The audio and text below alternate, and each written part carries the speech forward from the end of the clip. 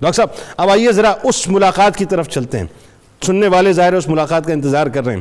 حضرت شاہ شمس تبریز علیہ رحمہ یہ جو نگاہیں چار ہوئیں مولانا روم علیہ رحمہ کے ساتھ، ذرا وہ بتائیے لوگوں کو کیسی ملاقات، کیا ہوا؟ جی ہاں بالکل. جی ہم دیکھتے ہیں کہ جتنے بڑے صوفیاء ہیں ان کی زندگی میں کوئی نہ کوئی ایسا واقعہ ہوا، کوئی ایسی شخصیت آئی جس نے ان کی پوری زندگی کی جہت کو بدل دیا. مولانا روم کی زندگی میں بھی یہ واقعہ شمس تبریز کی ملاقات سے یہ دور شروع ہوتا ہے.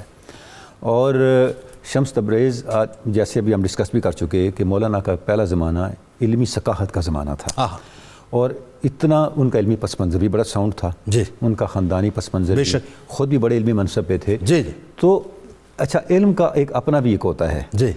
انسان کے اندر ایک تصور پیدا ہو جاتا ہے، اور وہی تصور جو اس کا صاحب علم ہونے کا حجاب بن جاتا ہے. کیا بات. اچھا اب اس حجاب کو ہٹائے بغیر آپ علم کی حقیقت تک نہیں پہنچ سکتے. جی. شمس تبریز اللہ کا امر تھا مولانا کے اس درسگاہ میں آگے جب مولانا پڑھا رہے تھے. یہ بھی دیکھنا ہے کہ شمس تبریز کسی اور کے پاس نہیں گئے، مولانا کے پاس ہی. یہ قدرت ہی کا انتظام تھا، کیونکہ یہاں چنگاری تھی جو شعلہ بن سکتی تھی. کیا بات ہے، یہ بنیادی بات. سبحان اللہ. تو جب وہ آئے تو انہوں نے دیکھا کیا ہو رہا ہے، پوچھا یہ کیا کر رہے ہیں آپ؟ مولانا نے فرمایا یہ کیل اور کال ہے تمہاری سمجھ سے ماورا ہے. درس دے رہے تھے نا مولانا، درس دے رہے تھے. کیونکہ کیل و کال جو ہے نا یہ اہل علم کا ہے، فلاں نے یہ کہا، میں نے یہ کہا، اس کا یہ موقف، میرا یہ موقف، بات یہ ایک طریقہ کار ہے درس و تدریس کا. جی ٹھیک ہے. جب شمس تبریز نے یہ سنا تو انہوں نے کتاب اٹھائی اور اٹھا کے جو سین میں ہوش تھا اس میں ڈال دی. جب کتاب وہاں ڈالی اب مولانا بڑے پریشان ہوئے.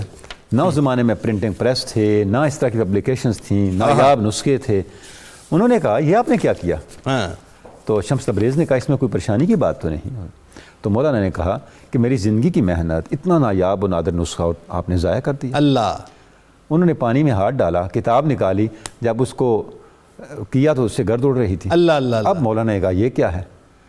تو اب انہوں نے فرمایا جناب علی یہ حال ہے جو آپ کی سمجھ سے ماورا. اللہ. یہاں ذرا سا ایک اضافت، امام غزالی علیہ رحمہ کی بارگاہ میں پہنچ گیا کہ وہاں پر بھی تو یہ تھا نا کہ ڈاکوؤں نے جب جو ہے وہ ساری چیزیں لے لی تھیں تو ایک کیفیت طاری ہوئی. ایسا ہی ہے نا، اور یہ کیفیت یہاں بھی طاری ہوئی. ایسا ہی ہے. جی ہاں. اچھا اب کیا ہوا جناب، جس وقت یہ صورت ہوئی اب بات یہ ہے جو سمجھنے کی، یہ واقعہ بڑا مشہور ہے، جو بات سمجھنے کی وہ یہ ہے کہ شمس تبریز نے مولانا کو اس طریقے سے ہی من کی دنیا کی طرف متوجہ کیوں کیا؟ اللہ. سبب یہ ہے وہ زمانہ عقلیت کا زمانہ تھا، ریشنلزم، ہر چیز کو عقل کی کسوٹی پہ جانچنے کا زمانہ تھا، جیسے آج سائنسیت کا زمانہ ہے. جی.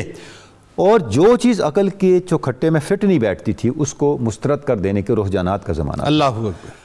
اب مولانا کے سامنے ایک ایسا لیونگ آرگومنٹ لانا درکار تھا جس سے وہ اس عقل کی قید سے نکل جاتے ہیں.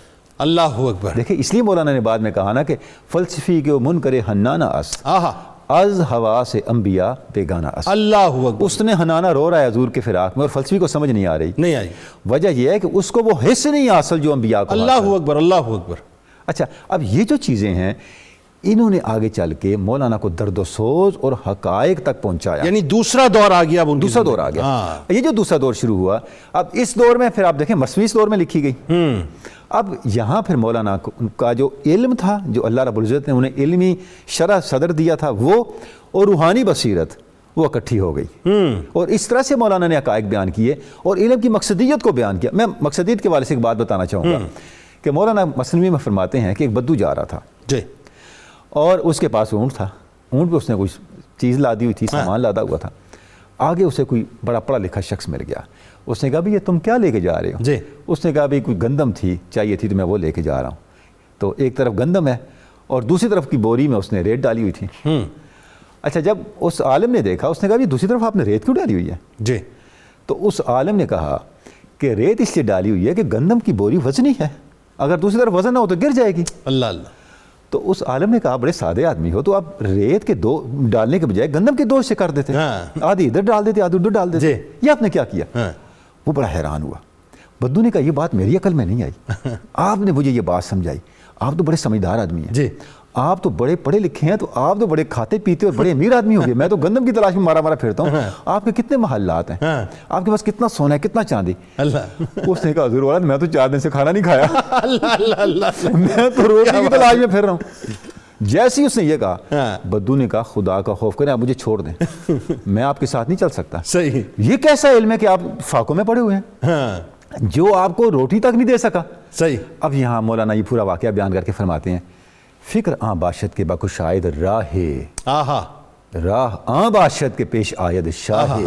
فرماتے ہیں فکر وہ ہے علم وہ ہے جو تجھ پر راستہ کھول دے. اللہ اکبر. اور راستہ کیا؟ راستہ وہ ہے جو تجھے شاہ تک پہنچا. بھائی سبحان اللہ.